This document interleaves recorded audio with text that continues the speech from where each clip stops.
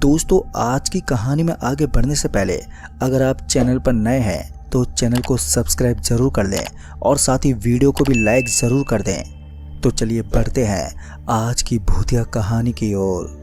दोस्तों, उस रात मैं जमशेदपुर से रांची की ओर जा रहा था। बस उस वक्त आधी खाली थी। बस में एक बूढ़ी औरत भी थी जो अकेले ही सफ़र कर रही थी। सफ़ेद साड़ी और सीधे हाथ में एक लाठी और गले में एक खोपड़ी और उंगलियों की हड्डियों की माला, जिसके चलते बस में बैठे बाकी मुसाफिर थोड़ा डरे हुए लग रहे थे। वैसे तो मैं भी थोड़ा अनकंफर्टेबल था।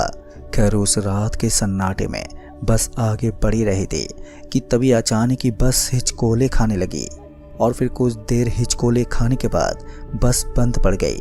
पहले तो लगा कि कोई छोटी मोटी खराबी होगी, पर जब बस ड्राइवर ने बस की जांच करने के बाद कहा कि अब बस स्टार्ट ही नहीं होगी, तो मेरे साथ साथ बस में सवार सभी सवारियों के पसीने छूटने लगे, क्योंकि बस हाईवे संख्या 33 के उस मोड़ पर थी जिसे हॉन्टेड जोन माना जाता है। यहाँ अक्सर कोई ना कोई हादसा होता ही रहता है। यहाँ तक कि कई लोगों ने उन लोगों की भटकती आत्मा को देखने का दावा किया है जो इस हाईवे में किसी दुर्घटना का शिकार हुए हैं। यहाँ तक कि मेरा दोस्त रियान, उसने तो अपने चाचा जी को यहाँ लिफ्ट मांगते हुए देखा है, जो कि 2 साल पहले यहीं बाइक एक्सीडेंट में मारे गए थे। और यही वजह थी कि मैं भी बस के ऐसी खराब होने से चिंता में पड़ गया था। अभी बस में सवार सभी सवारी इसी सोच विचार में थे कि अब क्या करेंगे कि तभी बस ड्राइवर ने बोला, आप लोग चिंता मत करो, जैसे कोई दूसरी बस आती है मैं आप सबको उसमें बैठा दूंगा। ड्राइवर के ये कहने के बाद करीबन आधे घंटे के बाद उस हाईवे पर एक दूसरे हरे रंग की बस आकर रुकी और उस हरे रंग की बस के रुकते ही हमारा ड्राइवर उस बस के ड्राइवर के पास गया और फिर कुछ बातचीत करने के बाद आकर हम सब सवारियों से बोला कि आप लोग उस हरी बस में बैठ जाइए। वैसे तो वो बस बूटरी जा रही है, पर आप लोग कसोला बस डिपो पर उतर जाना। वहाँ से आगे के लिए हमारे ट्रांसपोर्ट की बस आप सभी को रांची पहुँचा देगी। दोस्तों, ड्राइवर के ये कहते ही एक एक करके सभी सवारियाँ बस से उतरने लगी। अभी बस की सवारियों ने बस से उतरना शुरू ही किया था कि तभी वो बूढ़ी औरत, जिससे सभी लोग डरे हुए थे, वो चिल्लाते हुए बोली, तुम लोगों को कल की सुबह नहीं देखनी है क्या? जो मौत के मुंह में बैठने जा रहे हो, वो बस तुम्हें मौत की दहलीज पर ले जाकर पटकेगी, जहाँ से तुम लौट नहीं पाओगे। उस बुढ़िया के ये कहते ही सभी सवारियों के बीच खलबली मच गई। अब उन्हें समझ में नहीं आ रहा था कि वो बुढ़िया की बात माने या नहीं, क्योंकि वो बुढ़िया खुद एक तांत्रिक लग रही थी, तो ऐसे में उसकी बात में सच्चाई हो सकती थी। पर वहीं दूसरी तरफ ये भी हो सकता था कि उस बुढ़िया ने ही बस को खराब किया हो और हम सबको फंसाने की फिराक में हो। इसी दो तरफा विचार के चलते कुछ तय नहीं कर पा रहे थे हम, और अंत में सभी सवारियों ने उस बुढ़िया की बात नहीं मानी और फिर करीबन सभी सवारियां उस हरे रंग की बस में चढ़ गईं। पर उस बुढ़िया और मेरे अलावा 2 और लोग उस हरे रंग की बस में नहीं चढ़े।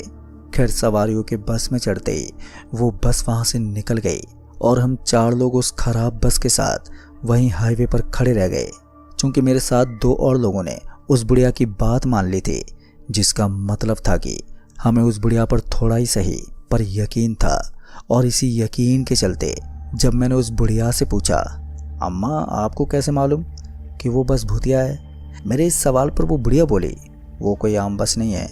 उस बस में बैठने वाले लोगों को बस से उतरने के लिए अपने पूरे शरीर की खाल उतार कर देनी पड़ती है, नहीं तो वो उसे अपने साथ ले जाते हैं, जहाँ तुम्हारी आत्मा हमेशा के लिए उनकी कैदी बन जाती है। उस बुढ़िया ने अभी इतना ही कहा था कि तभी मैंने पूछा, अच्छा आप ये कह रही हैं कि वो सारे लोग जो उस बस में चढ़े हैं वो सब के सब मरने वाले हैं? मेरी ये पूछते ही वो बुढ़िया बोली, हाँ। अब तक मैं उस बुढ़िया की बात सुनकर और भी ज़्यादा डर चुका था। वहीं बाकी के 2 लोग जो मेरे साथ रुके हुए थे, उनकी भी उस बुढ़िया की बात सुनकर हवा टाइट हो गई थी। तभी उनमें से एक ने कहा, भाई साहब लिफ्ट मांगकर यहाँ से निकलते हैं, अगर यहाँ रुके तो कहीं हम भी ना मर जाएं। उस आदमी की बात तो ठीक ही थी, पर इससे पहले मैं हामी भरता कि तभी वो बुढ़िया बोली, जिंदा रहना चाहते हो तो चुपचाप मेरे साथ चलो, नहीं तो मरो यहीं पर। और ये बोलकर वो बुढ़िया अपनी लाठी के सहारे वहां से चल पड़ी। पर इस बार उसकी बात पर वो दोनों जने जो मेरे साथ रुके थे एकाएक भड़क गए और उस बुढ़िया पर चीखते बोले, अरे कमीनी डायन, हमारी तो मती मारी गई थी जो तेरी बातों में आ गए हम। पर अब और नहीं, हम अपना रास्ता खुद देख लेंगे, जरूरत नहीं है तुम्हारी। अभी वो दोनों उस बुढ़िया पर बरस ही रहे थे कि इसी बीच एक दंदनाती हुई कार ने उन दोनों में से एक को रोनते हुए निकल गई और मैं देखता ही रह गया। वो इतना भयानक मंजर था कि मैं अपने शब्दों में बता नहीं सकता, सिवाय इतना कहने की कि कुछ देर के लिए हमारी सांसें भी डर के मारे चलनी बंद हो गई थी। फिर कुछ देर के बाद जब मैं नॉर्मल हुआ तो मैंने देखा कि वो आदमी जो कुछ देर पहले उस बुढ़िया को खड़ी खोटी सुना रहा था, वो उसके पीछे पीछे चल पड़ा। मतलब कि उस आदमी को अब यकीन हो चुका था कि उस बुढ़िया की बात मानने में ही भलाई है। जैसा कि मैंने पहले ही बताया था कि मुझे उस बुढ़िया पर थोड़ा ही सही पर यकीन था, इसलिए मैं थोड़े से यकीन के सहारे उस बुढ़िया के पीछे पीछे चल पड़ा। फिर कुछ आगे जाने के बाद वो बुढ़िया एक जगह जाकर बैठ गई और हम दोनों को भी बैठने को बोला। फिर कुछ देर तक हम दोनों बड़ी खामोशी के साथ उस बुढ़िया के बगल में बैठे रहे और फिर जब वो बुढ़िया हंसते हुए बोली, तुम दोनों इतना डरो मत, तुम्हें कुछ नहीं होगा जब तक मैं तुम्हारे साथ हूँ। उस बुढ़िया के ये कहते ही हम दोनों को थोड़ी राहत तो मिली, पर आगे क्या होने वाला था ये तो वो बुढ़िया या फिर ऊपर वाला ही जानता था। खैर उस वक्त तो डर के मारे मेरे हाथ पैर फूल रहे थे, पर इसके बावजूद मेरी जुबान में ना जाने कौन सी शक्ति का संचार हो रहा था कि मैंने उस बुढ़िया से एक सवाल पूछ लिया जो मुझे नहीं पूछना चाहिए था, और वो सवाल था कि आप हो कौन। मेरी जुबान के इस सवाल दागते ही उस बुढ़िया ने कहा, मैं कभी उस हरी बस में बदकिस्मती से मुसाफिरों के जिस्म से उनकी खाल उतारती थी। अब तक मैंने 300 से भी ज़्यादा जिंदा लोगों की खालें उतारी हैं, पर अब मैं ये काम नहीं करती। लेकिन हाँ, ये काम अब मेरे बेटे करते हैं, पर आप इससे ज़्यादा मेरे बारे में ना ही जानो तो ही अच्छा रहेगा, नहीं तो तुम मेरे कारनामों की दहशत से ही मर जाओगे। अभी उस बुढ़िया ने इतना ही कहा था कि तभी एक ट्रक ड्राइवर ने अपना ट्रक रोकते उस बुढ़िया से कहा, अरे अम्मा, आज भी आपने 2 लोगों की जान बचा ली। इस पर वो बुढ़िया बोली, हाँ, इनकी किस्मत अच्छी थी, बस इन्हें ले जाओ अपने साथ और आगे किसी सुरक्षित जगह पर छोड़ देना। इतना बोलकर उस बुढ़िया ने हम दोनों को ट्रक में बैठने को कहा और फिर वहाँ से चली गई। ट्रक में बैठने के बाद जब ट्रक ड्राइवर से मैंने पूछा कि तुम उस बुढ़िया को कैसे जानते हो, तो उसने बताया कि 3 साल पहले उस बुढ़िया ने उसकी जान बचाई थी। अगर वो बुढ़िया समय पर नहीं पहुंचती तो वो भी हरे बस का शिकार हो जाता। वैसे तो वो ट्रक ड्राइवर, जिसका नाम हरपाल था, और भी कुछ बताना चाहता था, पर उसका अचानक ही बोलते बोलते गला भराया था, जिसके चलते वो चुप हो गया और फिर हमें एक बस अड्डे पर छोड़कर आगे निकल गया। दोस्तों, फिर मैंने दूसरी बस वहां से ली और मैं रांची पहुंचा। मुझे नहीं मालूम कि सच में उस रात वो सारी सवारी मारी गई कि नहीं, पर एक मौत तो मैंने अपनी आंखों से देखी थी, जिसके चलते मुझे लगता है कि शायद वो सभी लोग भी मारे गए होंगे।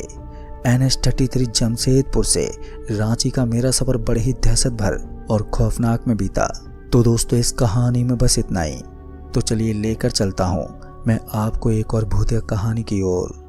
दोस्तों, उस वक्त रात के 12:30 बजे थे और ढाका का हाईवे, जो दिन में गाड़ियों की भीड़ और हॉर्न की आवाज़ों से गूंजता रहता था, लेकिन इस वक्त अब एकदम सुनसान पड़ा था।